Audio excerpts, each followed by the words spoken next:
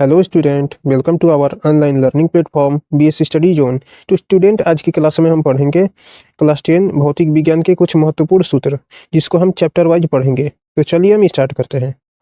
हमारा पहला चैप्टर है प्रकाश परावर्तन तथा अपवर्तन, जिसमें कि कुछ सूत्र दिए गए हैं। इसमें से पहला सूत्र है हमारा गोली दर्पण की फोकस दूरी वक्रता त्रिज्या की आधी होती है, जिससे कि हम F = 1/r से प्रदर्शित करते हैं, जहां F है हमारा गोली दर्पण की फोकस दूरी और कैपिटल R है गोली दर्पण की वक्रता त्रिज्या।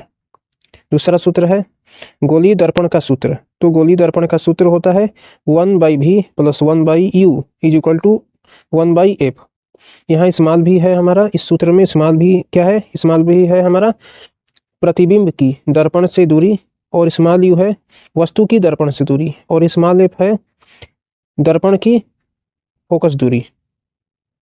तीसरा सूत्र गोली दर्पण द्वारा आवर्धन, जिसे कि स्मॉल एम से प्रदर्शित करते हैं, वो क्या होता है, वो होता है -v/u।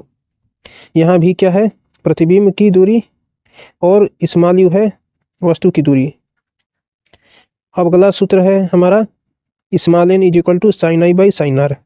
कि यहाँ स्मॉल n क्या है, स्मॉल n है किसी माध्यम का अपवर्तनांक, और आई क्या है, आई हमारा आपतित किरण और माध्यम के सतह के बीच बना कोण, और स्मॉल आर क्या है, स्मॉल आर है अपवर्तित किरण तथा माध्यम के पृष्ठ यानी कि सतह के बीच बना कोण।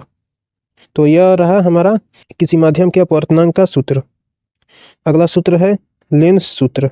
तो लेंस सूत्र होता है 1/v - 1/u = 1/f, जहाँ v क्या है, v है प्रतिबिंब की लेंस से दूरी, और स्मॉल यू है वस्तु की लेंस से दूरी, और स्मॉल एफ है लेंस की फोकस दूरी। अगला सूत्र लेंस द्वारा आवर्धन, जिसे कि स्मॉल एम से प्रदर्शित करते हैं, यह होता है हमारा v/u। आपको ध्यान देने योग्य बात यह है कि गोली दर्पण के लिए आवर्धन का सूत्र होता है m = -v/u, वहीं लेंस द्वारा आवर्धन का सूत्र होता है m = स्मॉल v/u। दोनों में अंतर यह है कि गोली दर्पण में माइनस साइन यूज होता है, और वहीं लेंस के लिए प्लस साइन का यूज होता है। तो क्लियर हो गया। अब अगला सूत्र है लेंस की क्षमता। लेंस की क्षमता को हम P से प्रदर्शित करते हैं। तो P बराबर होता है, लेंस की क्षमता बराबर होता है 1/ लेंस की फोकस दूरी। वो भी फोकस दूरी किस में होनी चाहिए, मीटर में होनी चाहिए। तो हम इस सूत्र को लिख सकते हैं P = 1/f। तो ये रहा हमारे चैप्टर 1 के कुछ महत्वपूर्ण सूत्र। तो चलिए हम अगले चैप्टर की ओर बढ़ते हैं। हमारा चैप्टर नंबर 2 है मानव नेत्र तथा रंग बिरंगा संसार। तो इस चैप्टर से एक महत्वपूर्ण सूत्र है प्रिज्म के पदार्थ का अपवर्तनांक।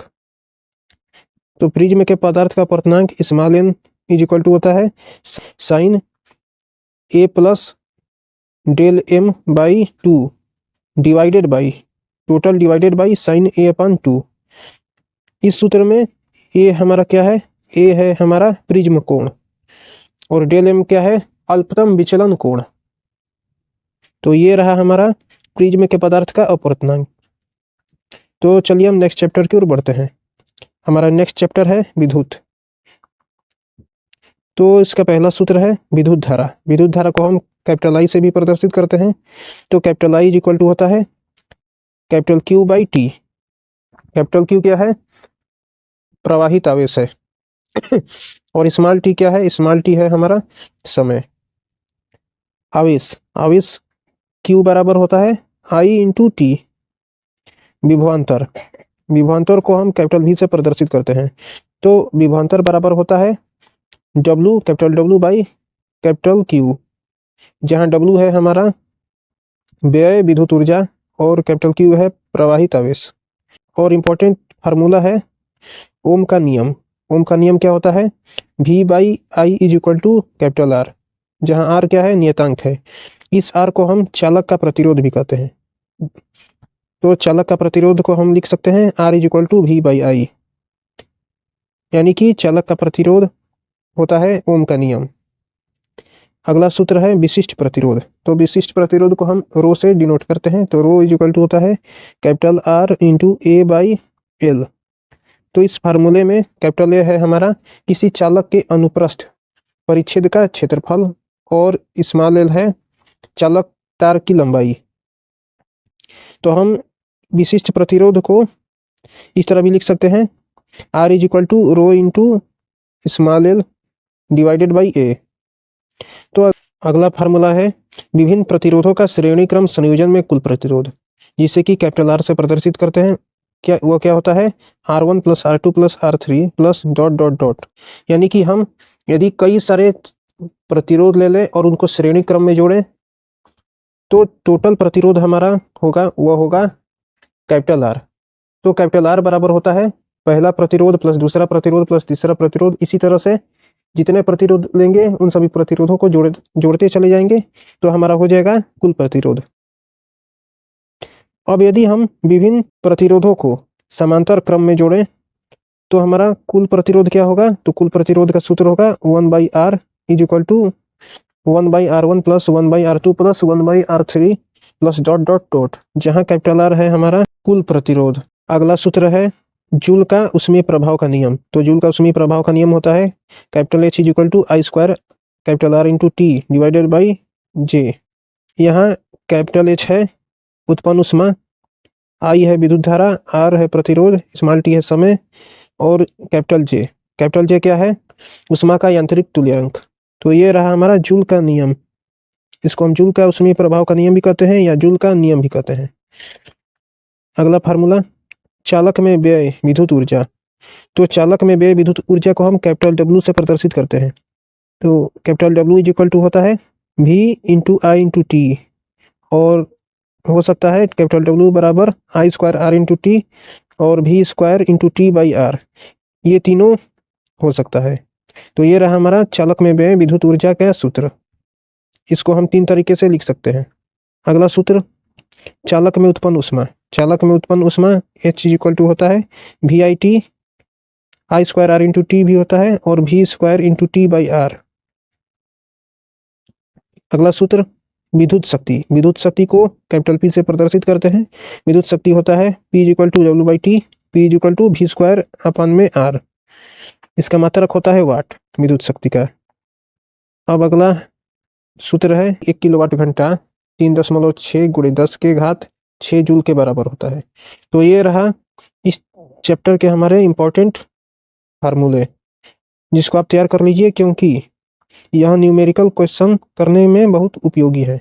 तो चलिए नेक्स्ट चैप्टर की ओर बढ़ते हैं। हमारा चैप्टर नंबर 4 है विद्युत धारा के चुंबकीय प्रभाव। तो इस चैप्टर में महत्वपूर्ण सूत्र है एक समान चुंबकीय क्षेत्र में स्थित धारावाही चालक पर बल, जिसे कि कैपिटल F से प्रदर्शित करते हैं। तो capital F is equal to होता है B into I into L sine theta, जहाँ F है चालक पर लगने वाले बल और कैपिटल B है चुंबकीय क्षेत्र, I है चालक में प्रवाहित विद्युत धारा, स्मॉल l है चालक की लंबाई और थीटा क्या है चुंबकीय क्षेत्र की दिशा और चालक के लंबाई के बीच बनने वाला कोण। अगला सूत्र है चुंबकीय फ्लक्स, जिसे कि फाई से प्रदर्शित करते हैं। तो फाई इज इक्वल टू होता है कैपिटल B इंटू ए। कैपिटल B है चुंबकीय क्षेत्र की तीव्रता और कैपिटल A है चुंबकीय क्षेत्र में रखे तल का क्षेत्रफल। अगला सूत्र चुंबकीय क्षेत्र। तो चुंबकीय क्षेत्र B इज इक्वल टू होता है फाई अपन ए और B is equal to F upon I into L दोनों होता है।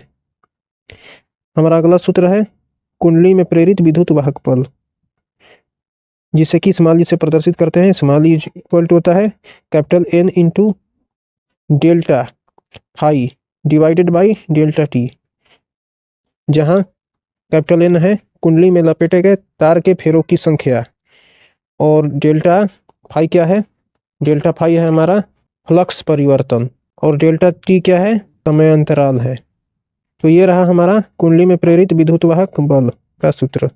तो आप देख सकते हैं कि चैप्टर 4 में जो इम्पोर्टेंट सूत्र है उसको मैंने इस स्लाइड में लिख दिया है।